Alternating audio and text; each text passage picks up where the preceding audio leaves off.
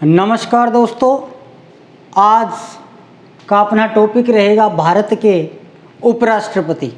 तो राष्ट्रपति की बात मैं पिछले 5 वीडियो में 5 भागों में कर चुका हूं और मैं ये सोचता हूं कि वो आपने अच्छे से किया होगा। और आज अपने बात करेंगे भारत के उपराष्ट्रपति। तो देखिए कि अपने ने बात की थी कार्यपालिका की,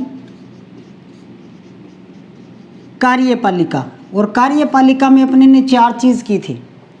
क्या? राष्ट्रपति, उपराष्ट्रपति, केंद्रीय मंत्री परिषद और भारत का महान्यायवादी। तो अपने ने बात की थी कि कार्यपालिका जो है वो अनुच्छेद 52 से लेकर 78 तक है। तो 52 से लेकर और 62 तक अपने बात कर चुके हैं कि राष्ट्रपति जो है उसके मूल अनुच्छेद हैं। फिर 63 से लेकर और 69 तक अपने क्या पढ़ेंगे? उपराष्ट्रपति। उसके बाद में राष्ट्रपति उपराष्ट्रपति के मिक्स है और 76 में भारत का महान्यायवादी है। तो ये एक बात है वो अपने करते रहेंगे। लेकिन आज का अपना टॉपिक जो होगा वो होगा भारत के उपराष्ट्रपति। तो जैसा कि मैंने आपको बताया कि उपराष्ट्रपति जो है वो अनुच्छेद 63 से प्रारंभ होगा। अनुच्छेद 63। अनुच्छेद 63 में क्या कहा गया है? भारत का एक उपराष्ट्रपति होगा। भारत का एक उपराष्ट्रपति होगा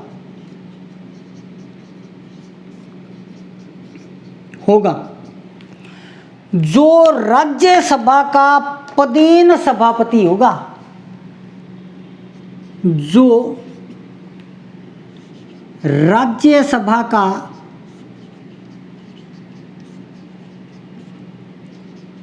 पदेन सभापति होगा।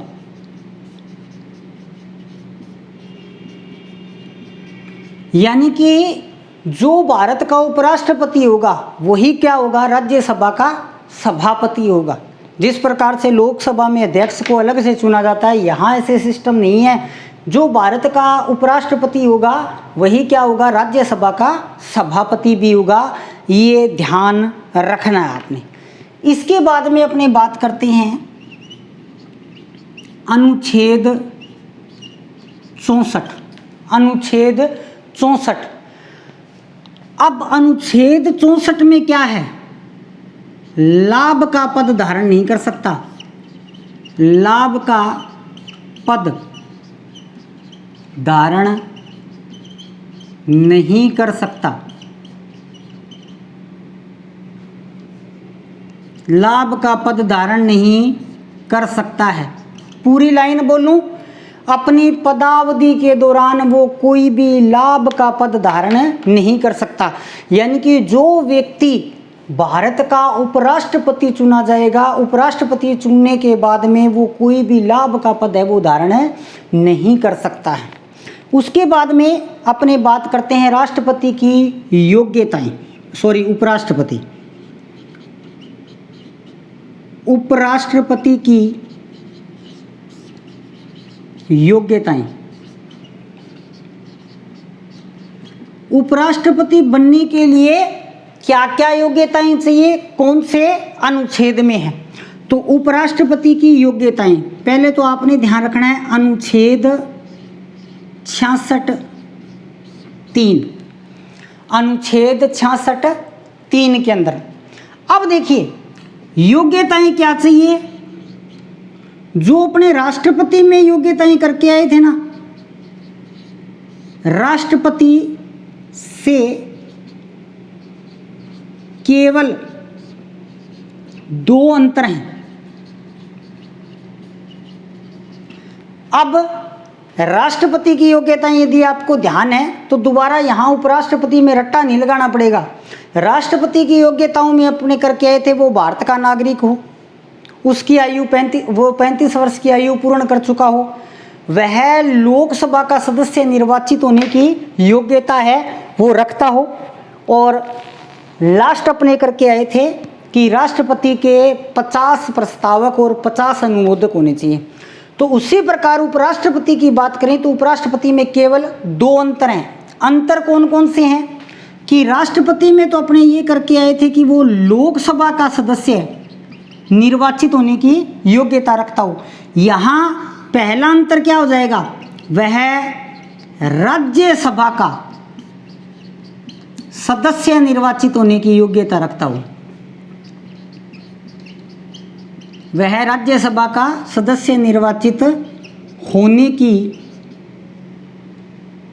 होने की योग्यता रखता हो।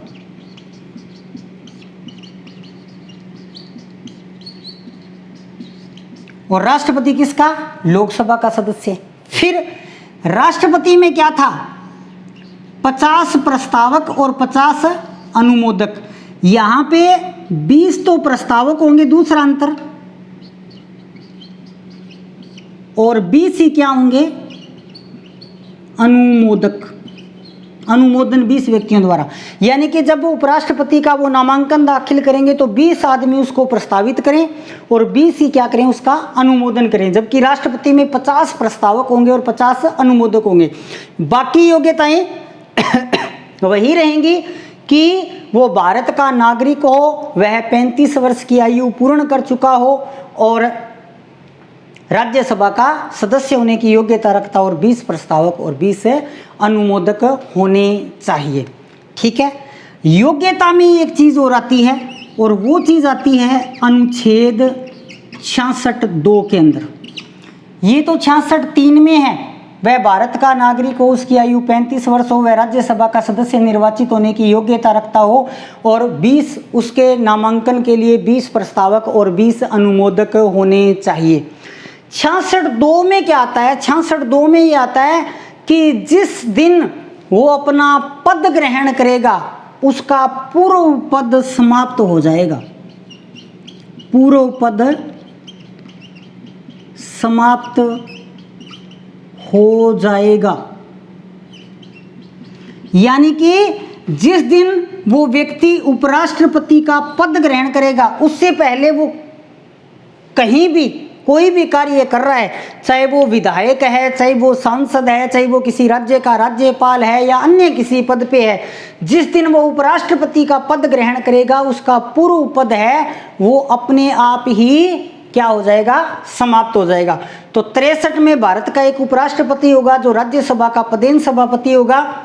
अनुच्छेद 64 पदावधि के दौरान वो कोई लाभ का पद धारण नहीं कर सकता। उपराष्ट्रपति की योग्यताएं अनुच्छेद 66(3) में वह भारत का नागरिक हो, आयु 35 वर्ष पूर्ण कर चुका हो, राज्यसभा का सदस्य निर्वाचित होने की योग्यता रखता हो और 20 प्रस्तावक और 20 अनुमोदक होने चाहिए। योग्यता में 66(2) जिस दिन वो उपराष्ट्रपति का पद धारण करेगा उसका पूर्व पद क्या हो जाएगा, समाप्त है, वो हो जाएगा। इसके बाद में देखिए उपराष्ट्रपति की पदावधि। उपराष्ट्रपति की पदावधि, उपराष्ट्रपति की पदावधि कौन से अनुच्छेद में है, अनुच्छेद 67। तो अनुच्छेद 67 में ये कहा गया है कि वो अपना पद ग्रहण करने से 5 वर्ष तक, पद ग्रहण करने से 5 वर्ष तक की उसकी पदावधि होती है। 5 वर्ष तक उसकी पदावधि होती है। ये इंपॉर्टेंट ध्यान रखना, आगे एक चीज़ आएगी तो मैं आपको ये रिवाइज करवाऊंगा, वहाँ पे भी ये इंपॉर्टेंट क्यों है, यहाँ पे मैं इंपॉर्टेंट लिख देता हूँ। ठीक है, ध्यान रखनी है आपने। अब देखिए उसने पद ग्रहण कर लिया, 5 वर्ष तक होती है। अब वो भारत का एक स्वतंत्र नागरिक है तो वो 5 वर्ष से पूर्व क्या कर सकता है, पूर्व यानी कि पहले कभी भी राष्ट्रपति को त्याग पत्र दे सकता है। यदि वो कार्य नहीं करना चाहे, क्योंकि देश का एक स्वतंत्र नागरिक है और कार्य नहीं करना चाहे तो वो क्या कर सकता है, कभी भी राष्ट्रपति को संबोधित करके अपना त्याग पत्र दे सकता है। या दूसरी बात क्या हो जाएगी, दूसरी बात ये हो जाएगी कि यदि वो संविधान के अनुसार कार्य नहीं कर सकता है तो क्या हो जाएगा, राज्यसभा राज्यसभा उसके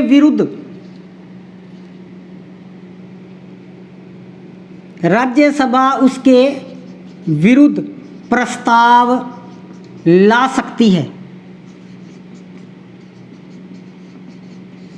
यदि वो संविधान के अनुसार कार्य नहीं कर रहा है तो राज्यसभा उसे हटाने का प्रस्ताव है वो ला सकती है।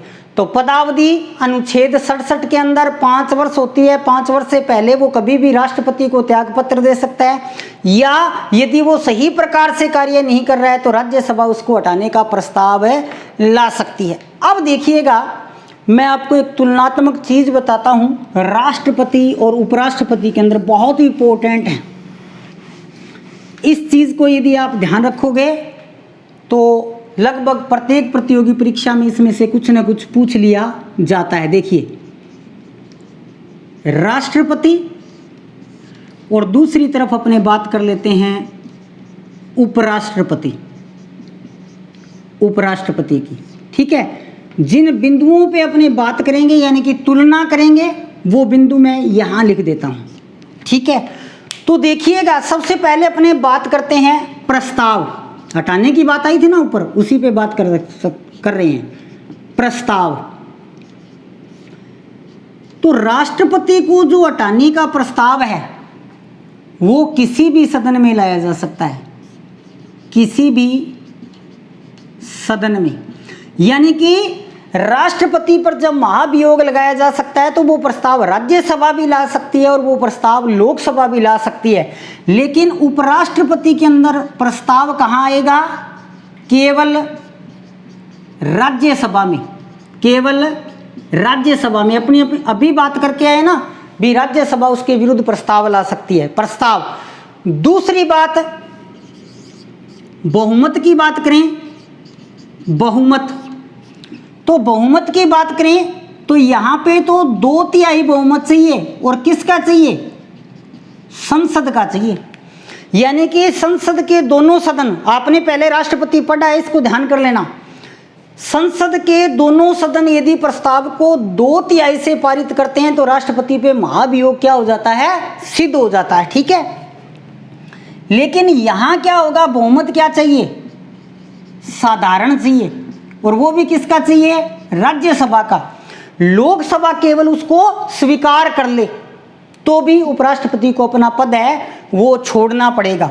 ठीक है, तीसरी इंपॉर्टेंट बात देखिए, कारण। तो राष्ट्रपति पे महाभियोग क्यों लगता है? आपको याद होगा, संविधान के अतिक्रमण पर, संविधान के अतिक्रमण पर, संविधान के अतिक्रमण पर।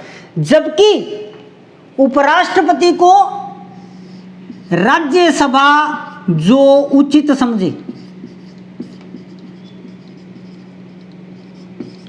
जो राज्यसभा उचित समझे, यानी कि जिस कारण को राज्यसभा उचित समझे वो उसके द्वारा भी उपराष्ट्रपति को हटाया जा सकता है। जबकि राष्ट्रपति को संविधान के अतिक्रमण पर। फिर देखिएगा, सूचना, तो प्रस्ताव लाने से 14 दिन पूर्व ही राष्ट्रपति को सूचित किया जाता है और 14 दिन पूर्व ही उपराष्ट्रपति को सूचित किया जाता है कि आपके विरुद्ध अविश्वास प्रस्ताव है वो लाया जा रहा है। त्यागपत्र, तो राष्ट्रपति अपना त्यागपत्र किसको देता है? उपराष्ट्रपति को देता है। और उपराष्ट्रपति अपना त्यागपत्र किसको देता है? राष्ट्रपति को त्यागपत्र देता है। तो देखिएगा, बहुत ही इंपॉर्टेंट है, बहुत ही इंपॉर्टेंट है। राष्ट्रपति में क्या क्या चीजें होती है हटाने के समय और उपराष्ट्रपति में क्या होती है।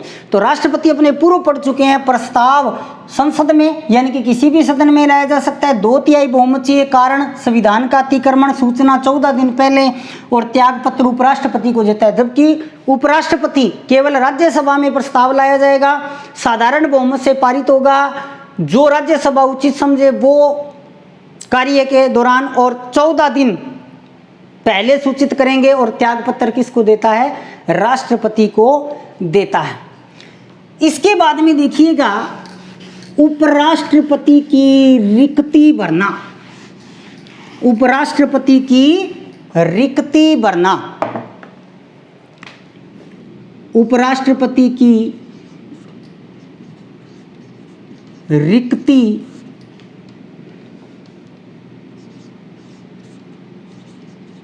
भरना, यानी कि उसका पद जब खाली हो जाएगा और पद खाली होने पर उसकी जो रिक्ति है उसकी पूर्ति कैसे करेंगे, उसकी पूर्ति कैसे करेंगे। तो पहले अपने अनुच्छेद की बात कर लेते हैं। अनुच्छेद 68 के अंदर है ये, अनुच्छेद 68 के अंदर है। अनुच्छेद 68 में क्या कहा गया है? अनुच्छेद 68 में कहा गया है मृत्यु, त्याग पत्र या किसी भी कारण से, किसी भी कारण से पद रिक्त हुआ है तो यथाशीघ्र चुनाव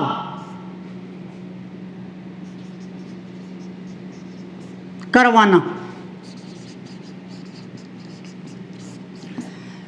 यदि उपराष्ट्रपति का पद मृत्यु से, त्याग पत्र से, पदच्युति से या अन्य किसी भी कारण से रिक्त हुआ है तो यथाशीघ्र चुनाव करवाना, यानी कि जल्दी से जल्दी चुनाव करवाना, जल्दी से जल्दी चुनाव करना।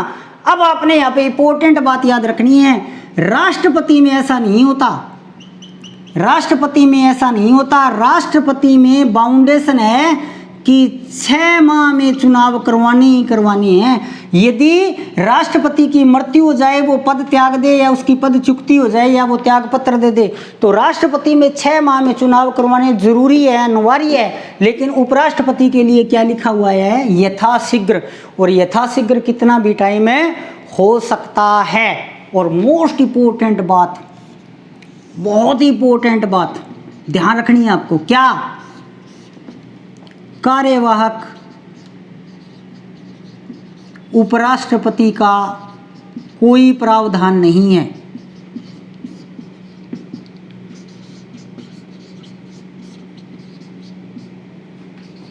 कोई प्रावधान नहीं है, यानी कि यदि मृत्यु, त्याग पत्र या अन्य किसी कारण से उपराष्ट्रपति का पद रिक्त होता है तो कार्यवाहक उपराष्ट्रपति की नियुक्ति नहीं होती है। जबकि राष्ट्रपति यदि इन कारणों से उसका पद खाली होता है तो उपराष्ट्रपति क्या करता है? राष्ट्रपति के रूप में कार्य करता है। तो देखते जाइएगा, जो जो डिफरेंस आ रहा है राष्ट्रपति और उपराष्ट्रपति का, उसको आपने ध्यान से करना है। तो उसके 63 के अंदर क्या है? भारत का एक उपराष्ट्रपति होगा जो राज्यसभा का पदेन सभापति होगा। 64 में वो कोई लाभ का पद धारण नहीं कर सकता। योग्यता में बात करेंगे 66(3), 66(2), ठीक है। फिर उसकी रिक्ति भरना, ठीक है। निर्वाचन, उपराष्ट्रपति का निर्वाचन इंपॉर्टेंट है। और निर्वाचन मैं आपको बता चुका हूं, अनुच्छेद 66(1) में है। मैंने आपको जब राष्ट्रपति का निर्वाचन करवाया था तो एक बात बताई थी कि राष्ट्रपति के निर्वाचन के अंदर संसद के दोनों सदनों के निर्वाचित सदस्य, भारत की सभी राज्यों की विधानसभा के सभी निर्वाचित सदस्य, दिल्ली और पुडुचेरी के विधानसभाओं के निर्वाचित सदस्य।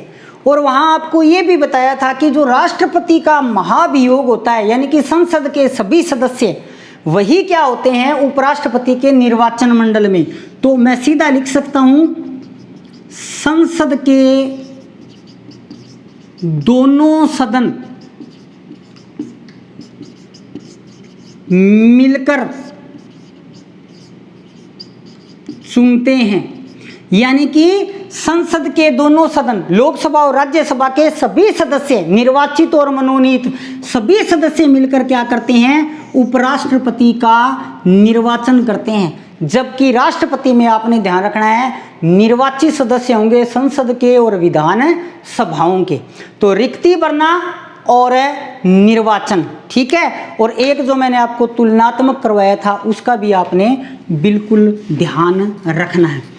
इसके बाद में देखिएगा कि उपराष्ट्रपति के निर्वाचन में यदि कोई विवाद हो जाता है तो अनुच्छेद 71 में इसका जो फैसला है वो कौन करता है, वो भारत का सर्वोच्च न्यायालय करेगा। जैसा कि मैंने आपको राष्ट्रपति में बताया भी, राष्ट्रपति और उपराष्ट्रपति चुनाव से संबंधित कोई यदि विवाद होता है तो अनुच्छेद 71 के अंदर भारत का सर्वोच्च न्यायालय इसका निर्णय करता है और उसका निर्णय अंतिम होता है।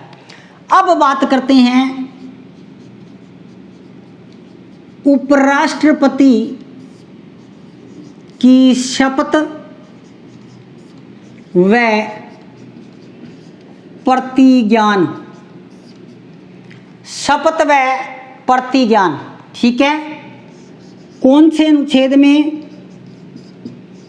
69 में, अनुच्छेद 69 में। शपथ कौन दिलाता है? राष्ट्रपति, राष्ट्रपति द्वारा। अगर राष्ट्रपति नहीं है तो जिसको राष्ट्रपति नियुक्त करे, ठीक है। 2 प्रकार की शपथ लेता है, संविधान के प्रति सच्ची श्रद्धा की और पदीय कर्तव्यों के निर्वाह की, पदीय कर्तव्यों के निर्वाह की। ओके। इसके बाद में बात करेंगे वेतन और भत्ते। उपराष्ट्रपति के वेतन व भत्ते, उपराष्ट्रपति के वेतन और भत्ते। तो देखिए उपराष्ट्रपति के जो वेतन और भत्ते हैं वो आएंगे आपके अनुच्छेद 97। अब देखिए अनुच्छेद 97 कैसे आ गया। मैं आपको पहले बता रहा था कि राष्ट्रपति उपराष्ट्रपति वो संसद के दौरान भी आते हैं, क्योंकि उपराष्ट्रपति जो है वो राज्यसभा का पदेन सभापति है और उसको वेतन भी राज्यसभा के पदेन सभापति का ही मिलता है। इसलिए अनुच्छेद 97 के अंदर भारत के उपराष्ट्रपति को ये वेतन है वो दिया जाता है। तो पहली बात तो क्या याद रखनी है, राज्यसभा के सभापति के रूप में वेतन मिलता है। राज्यसभा के सभापति के रूप में वेतन मिलता है, ठीक है। दूसरी बात करते हैं वर्तमान वेतन। तो वर्तमान वेतन कितना है? 4 लाख मासिक। राष्ट्रपति का आपने याद रखना है 5 लाख। और ये कहाँ से देय है? भारत की संचित निधि से, भारत की संचित निधि से देय है। देय है यानी कि दिया जाता है, देय है यानी कि दिया जाता है। अब देखिएगा इस वेतन भत्ते में एक और इम्पोर्टेंट बात आ गई जो आपने ध्यान रखनी है। अनुच्छेद 65 क्या है? अनुच्छेद 65 में, अनुच्छेद 65 के अंदर उपराष्ट्रपति कार्यवाहक राष्ट्रपति के रूप में कार्य करता है।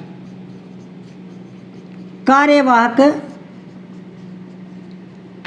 राष्ट्रपति के रूप में कार्य करता है। अब देखिएगा जब वो राष्ट्रपति के रूप में कार्य करता है तो उसको अनुच्छेद 64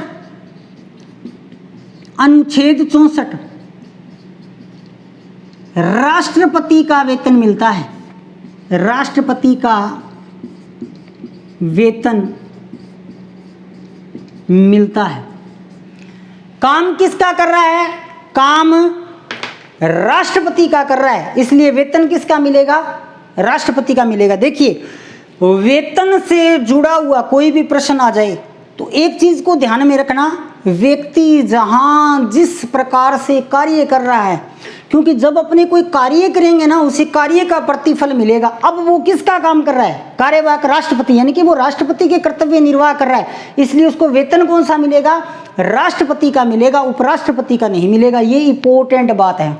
तो वेतन और भत्ते अनुच्छेद 97 में राज्यसभा के सभापति के रूप में वेतन मिलता है। वर्तमान जो वेतन है वो 4 लाख रुपए मासिक है, भारत की संचित निधि से देय है। जब वो 65 में कार्यवाहक राष्ट्रपति के रूप में कार्य करता है तो उसे अनुच्छेद 64 में राष्ट्रपति का वेतन मिलता है, और इसके वेतन में पदावधि के दौरान भी कटौती है वो नहीं की जा सकती। कोई भी कटौती है वो नहीं की जा सकती। ठीक है जी। इसके बाद में देखिए उपराष्ट्रपति की शक्तियां व कार्य। इसके बाद में अपने बात करेंगे उपराष्ट्रपति की शक्तियां व कार्य। उपराष्ट्रपति की जो शक्तियां व कार्य हैं, तो ये राज्यसभा का पदेन सभापति होता है, इसलिए सदन में प्रस्तुत जितने भी विधेयक होते हैं उनके ऊपर बहस करवाता है। उनमें यदि मतदान की आवश्यकता है तो मतदान करवाता है, उनका परिणाम घोषित करता है, ये सारी बातें वो करता है। यहाँ आपने इम्पोर्टेंट एक ही चीज़ याद रखनी है, कार्य और शक्तियों में इम्पोर्टेंट, और मैं ये कहूँ इतनी इम्पोर्टेंट चीज़ आपने एक ही याद रखनी है। उपराष्ट्रपति राज्यसभा का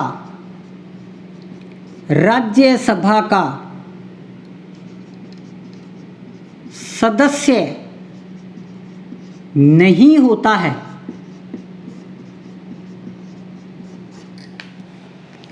उपराष्ट्रपति राज्यसभा का सदस्य नहीं होता है,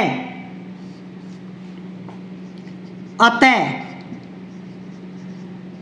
मतदान नहीं कर सकता।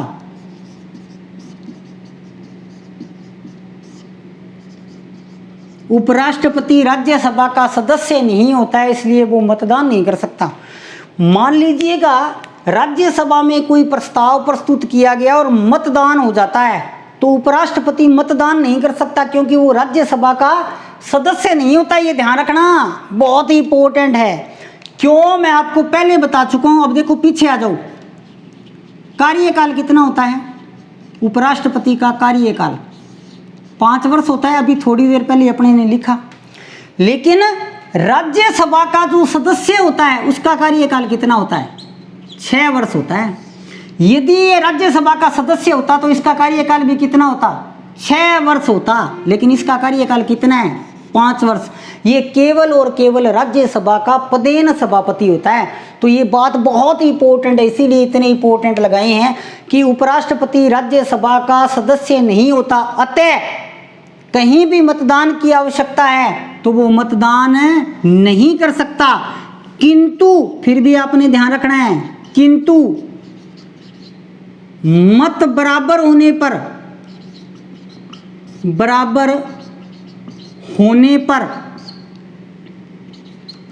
मत देता है। कोई भी प्रस्ताव हुआ किसी भी प्रकार का, कोई भी, वो मतदान नहीं कर सकता। लेकिन मानो पक्ष और विपक्ष में इक्वल बराबर मतदान हो गए, 100 इधर वाले को आगे और 100 इधर वाले को आगे, तो आप ये मानो अध्यक्ष होने के नाते वो क्या कर सकता है? आप कह सकते हो निर्णायक मत दे सकता है। निर्णायक मत दे सकता है। वैसे वो मतदान नहीं कर सकता, किंतु मत बराबर होने पर वो निर्णायक मत दे सकता है। बहुत इंपॉर्टेंट है, बहुत ही इंपॉर्टेंट है। ठीक है। उपराष्ट्रपति की शक्तियां और कार्य में आपने ये याद रखना है, और साथ में उसके कार्यकाल के समय भी ये बात बहुत ही इंपॉर्टेंट है। उपराष्ट्रपति का कार्यकाल 5 वर्ष होता है, क्योंकि वो राज्यसभा का सदस्य नहीं होता है, पदेन सभापति होता है। अब वो सदस्य नहीं है तो वो मतदान नहीं कर सकता, किंतु वो निर्णायक मतदान कर सकता है। अब देखिए अनुच्छेद 70, अनुच्छेद 70, अनुच्छेद 70 में क्या है? अनुच्छेद 70 के अनुसरण में, जो 70 बना हुआ है उसके अनुसरण में राष्ट्रपति उत्तराधिकार अधिनियम बनाया गया। क्या बनाया गया? राष्ट्रपति उत्तराधिकार अधिनियम। कब बना ये? 1969 में बना। इसमें क्या कहा गया है? इसमें ये कहा गया कि यदि राष्ट्रपति और उपराष्ट्रपति दोनों के पद खाली हों तो फिर भारत का जो मुख्य न्यायाधीश होगा वो क्या बनेगा? कार्यवाहक राष्ट्रपति बनेगा। यदि राष्ट्रपति व उपराष्ट्रपति दोनों पद रिक्त हों तो भारत के मुख्य न्यायाधीश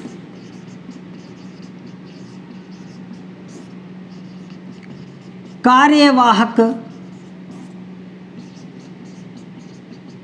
राष्ट्रपति के रूप में कार्य करेंगे।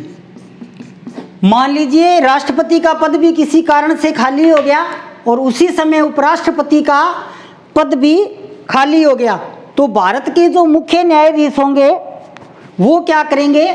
वो कार्यवाहक राष्ट्रपति के रूप में कार्य करेंगे। और ऐसा मात्र एक बार हुआ, एक बार। कब हुआ? 1969 में। 1969 में क्या होता है? जो तत्कालीन राष्ट्रपति थे डॉक्टर जाकिर हुसैन, उनकी मृत्यु हो जाती है और जो उपराष्ट्रपति थे वीवी गिरी, वो राष्ट्रपति चुनाव लड़ने के लिए त्यागपत्र दे देते हैं। तो राष्ट्रपति की मृत्यु हो गई, 1969 की बात कर रहा हूं, उपराष्ट्रपति ने त्यागपत्र दे दिया, दोनों पद रिक्त हो गए। अब भारत के तत्कालीन मुख्य न्यायाधीश एम हिदायतुल्ला